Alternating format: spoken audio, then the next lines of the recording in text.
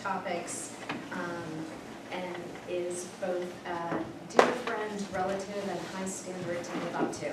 So please join me in welcoming my sister, Dr. Van Raalte. Great introduction. So, good morning, everyone, and nice to see you alert after sleeping on Clark beds for a couple of nights.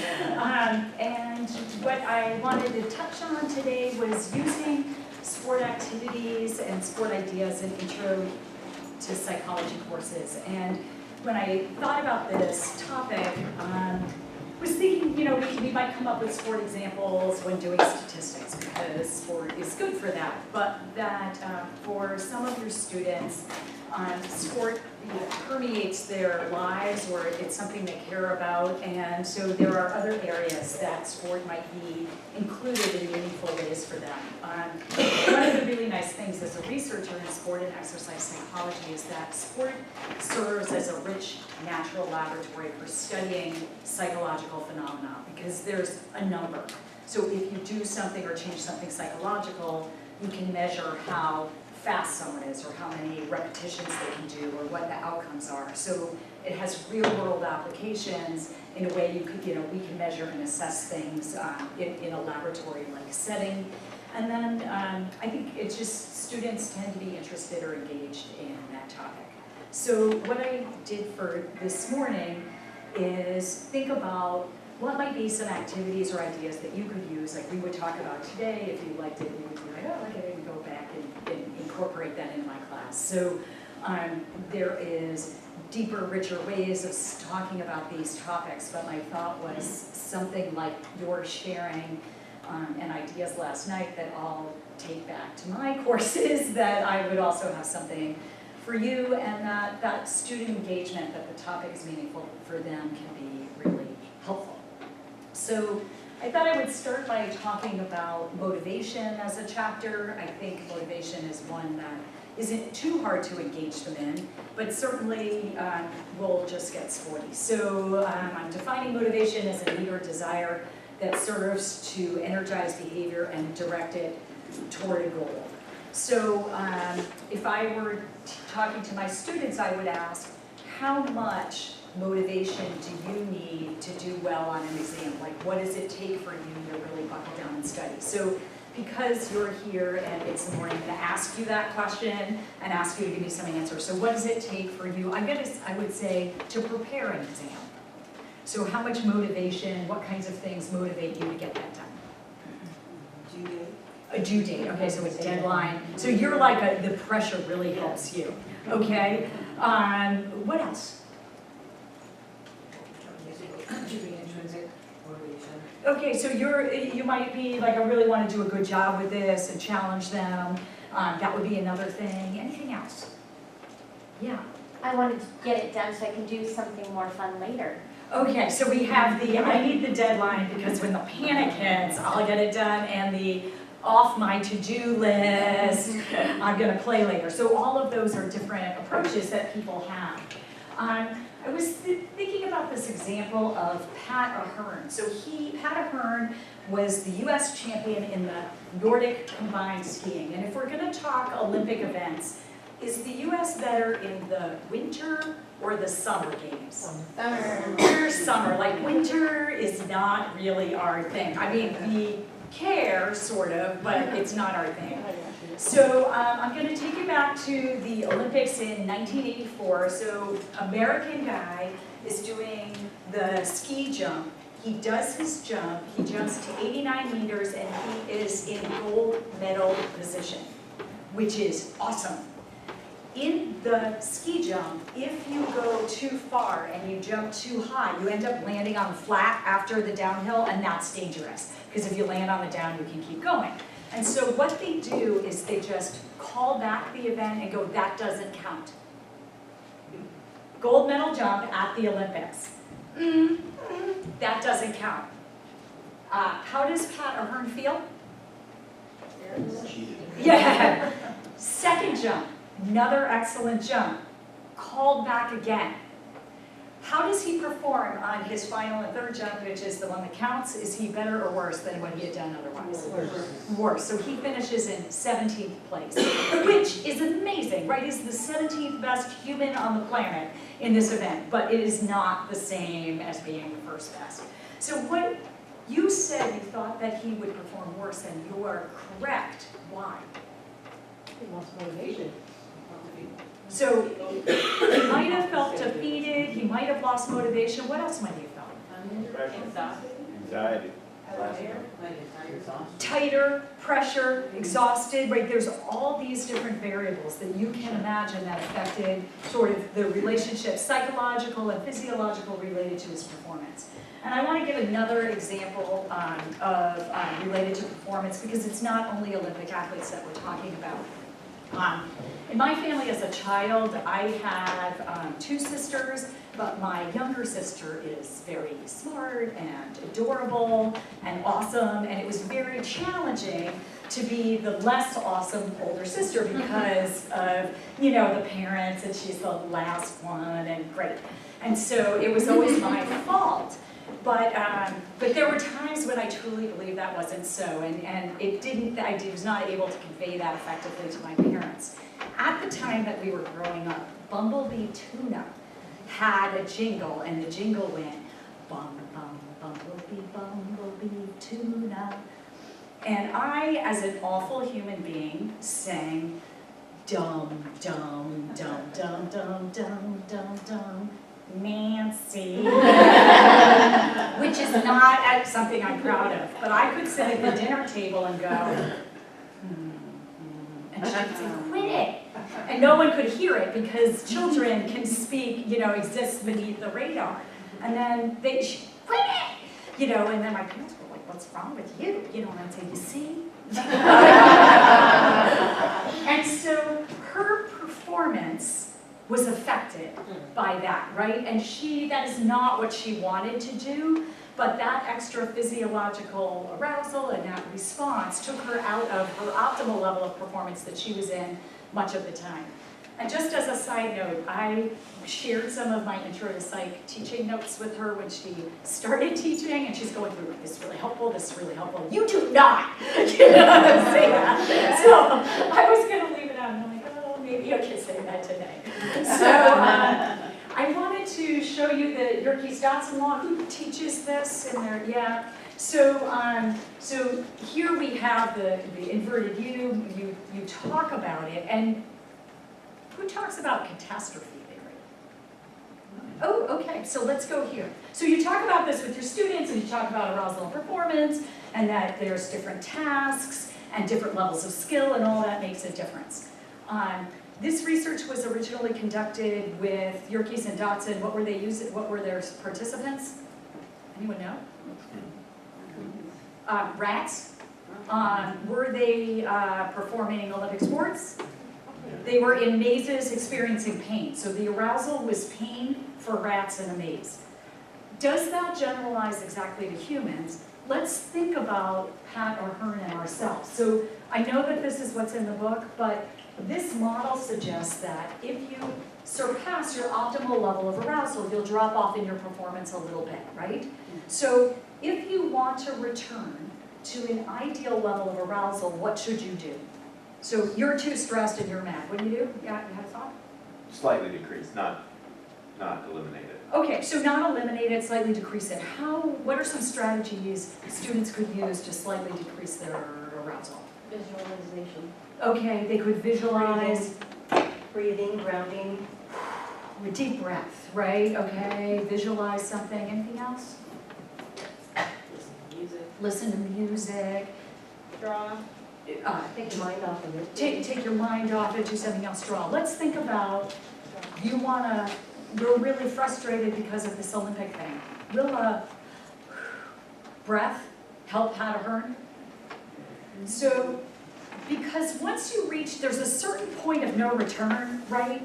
You know that, like, you're more aroused, you're fired up, and then you go past that point of no return, and a deep breath is not gonna bring you back. You're gonna have to calm down a whole lot to get back there, not just a little. Does that make sense? There's this fantastic three-dimensional model of catastrophe theory that says you can reach, you go, a deep breath works, a deep breath works, a deep breath does not work, and you have to really dial it back. So it's nice to take a look at it as an intro to psych concept. It might not be something that I would have them do because the math is complicated, but the idea is not. And I like to at least share it here with this Ford example because this is what they learn and they all nod and go, that's true. But when you ask about their own experience, they're also able to say, yeah, there were times where I was so mad that a deep breath wasn't gonna stop me wanting to hit my sister. You know, that's just the reality of it. So this is the things we just touched on that you know about: difficult or new tasks, lower arousal, easier or well-learned tasks, higher arousal, but when you don't have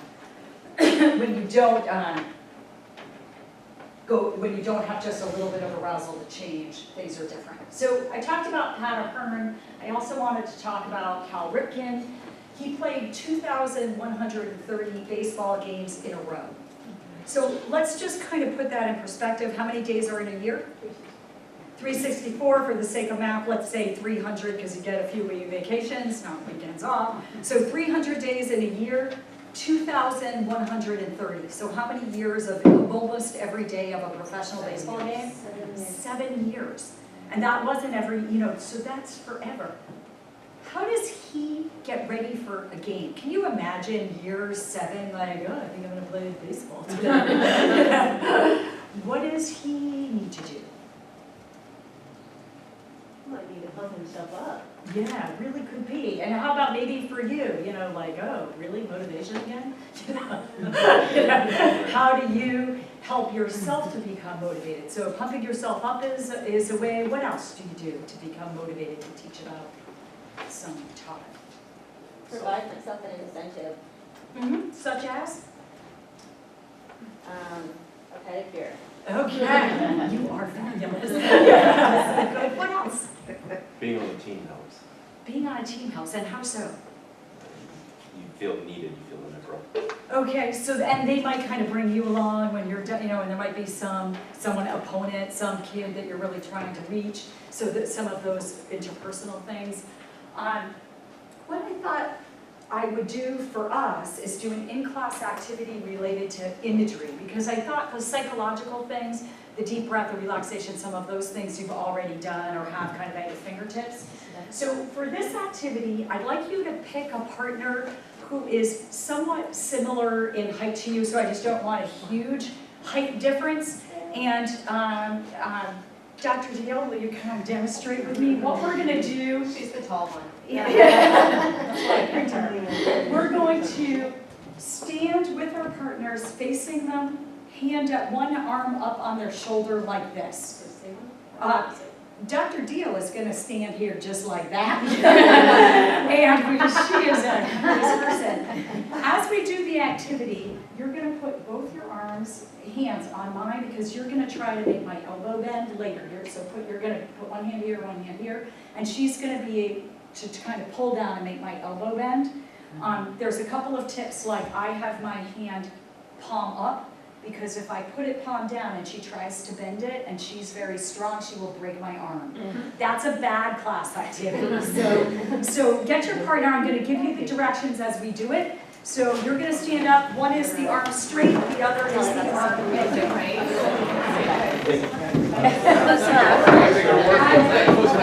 This is Okay.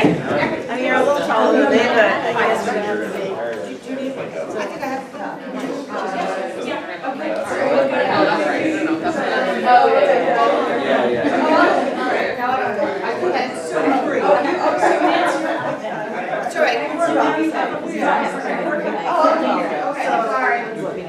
When you do this activity, this is a challenge by choice activity. So in any activity I do in my classroom, especially with people touching other people, just make it very clear that people who are interested in participating, that can be you.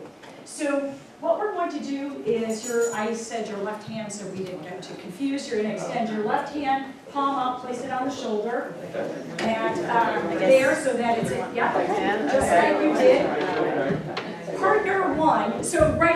you, the one right in front of you, so no fancy crossy. The goal for you, if your arm is straight out, is to keep your arm extended. The other person is gonna put 2 hands around your arm, and not yet, but when I say, they're gonna try to bend your arm. So, partner 1, keep your arm straight, so it's. So here's my arm. So she's grabbed it here, right? So my job is to keep the arm straight.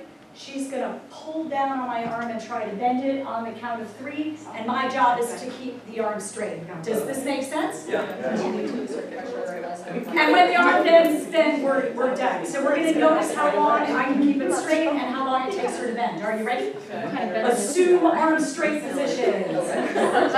1, 2, 3, go.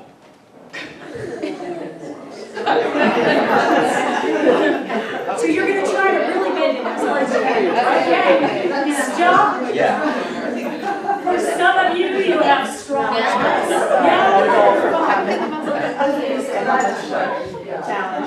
For people whose arms were straight, and we'll keep the same person, although if we had more time, we would switch. You're going to imagine your arm is an iron bar. That it is extending straight out from your shoulder, through your arm, through your hand, into the wall, and the wall is helping to hold it up on the opposite side. When you have that image in mind and feel your arm as an iron bar, we'll 1, 2, 3, and then go with your partner. Okay? Ready? All right. So arms straight out. Iron bar mode. Ready?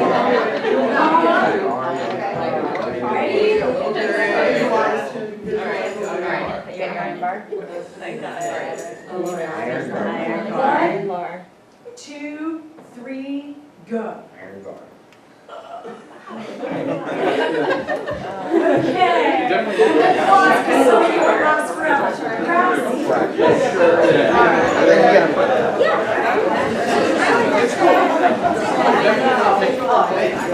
Yeah, I don't think there's a danger of anyone getting hurt.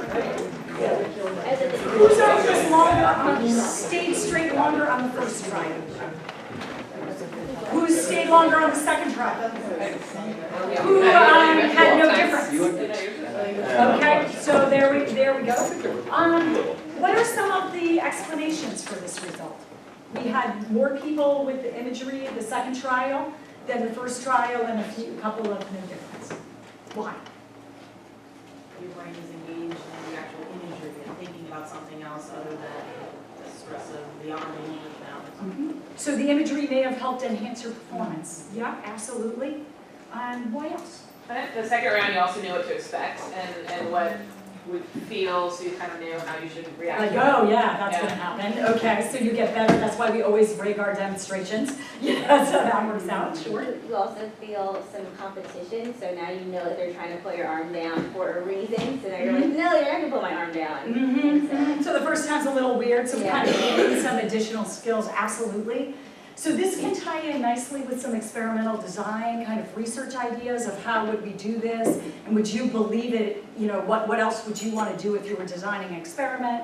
And they might say, you know, do the imagery first and have a counterbalance study, so it's another way to kind of talk about this issue as well.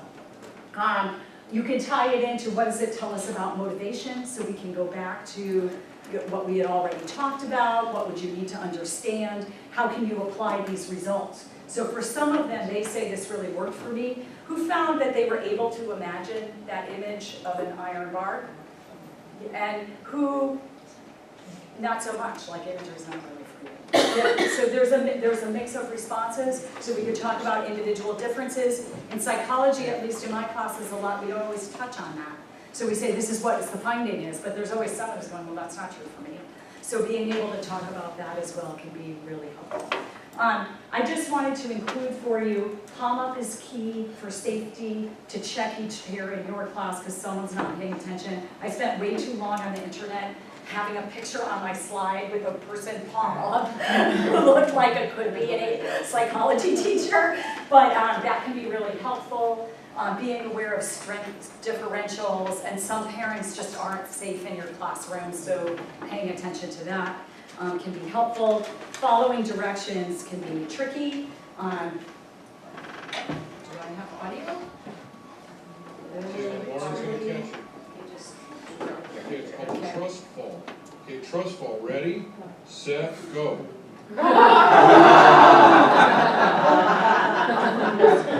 You really need to pay attention. Do you need to see that again? Okay, then Lauren's gonna catch it. Okay, it's Look at her called arms trust fall. crossed. She got the Okay, full trust direction. fall. Ready, set, go. Never gonna trust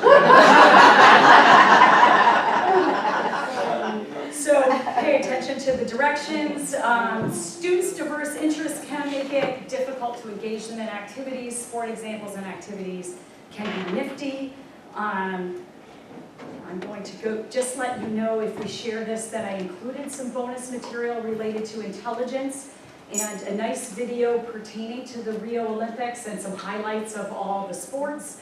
And then a discussion of who is a genius and a video clip about physical abilities being a form of intelligence and what a great job we do in America of promoting athletes and athletic excellence. We do a pretty good job with our music business, and we kind of pay less attention to academic and other kinds of fostering that kind of genius. So these pieces, again, are sport examples to talk about intelligence in a slightly different way. So you have those available as well.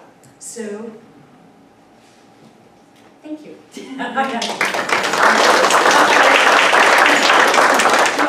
Up next. Any pressing questions or comments? I just didn't want to put into Joe's.